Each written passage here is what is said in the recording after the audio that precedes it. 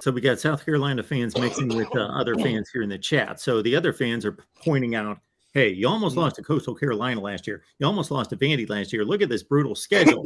Dalton, our guy here, Dalton, though, says, hey, our roster wasn't nearly as good on the offensive side of the ball as it is now. Where do you stand on that? Well, certainly the Gamecocks upgraded at every position offensively, right? They did. And there's no denying that. Quarterback, upgrade. Wide receiver, upgrade. Tight end, upgrade. Offensive line's the same, which was abysmal a year ago, but second year in the system, you return 129 starts up front, 7 guys who have started 6 games or more on that offensive line. They can't go anywhere but up, Mark. So on the offensive side, you've upgraded every position. By the way, it was East Carolina. I know if you don't mind me saying, the slapdick in the chats, I don't know who he's a fan of, but he said Coastal, East Carolina was the team. So listen, I give credit to what he's saying, right?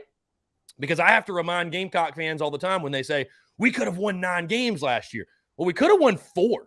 Very easily, South Carolina could have been a 4-8 team, right? People balked and scoffed at the Vegas over-under of 3.5, and I thought it was disrespectful, but couple of those, the ball bounces a different way.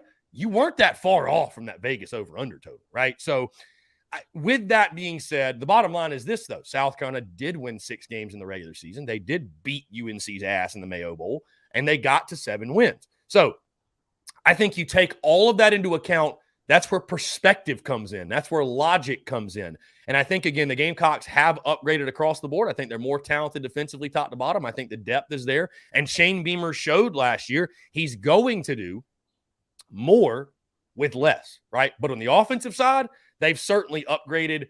As we all know, listen, the transitive property does not work in college football. I mean, that same Gamecocks team that it took a last-second field goal to beat East Carolina, again, they beat Florida by 20, and they beat Auburn, and they almost beat Kentucky, right? That was a single-digit game. So what does it all really mean, right? Like, are you really clinging to a week 2 result from last year as to why Carolina's not going to win X amount of games this year? It doesn't make any sense. Like that is such a lazy take. That's somebody that doesn't know the roster. They don't look at anything beyond just the schedule, the result, and that's how they try to talk sports. So I don't mean to go on a rant there, but yes, the Gamecocks have upgraded across the board offensively. That's not me sitting here saying they're going to win 9 or 10 games, but just because it took them a field goal to beat East Carolina, that to me that's not a reasoning. That's not a solid. I'll give you solid reasons why Carolina might go 6-6.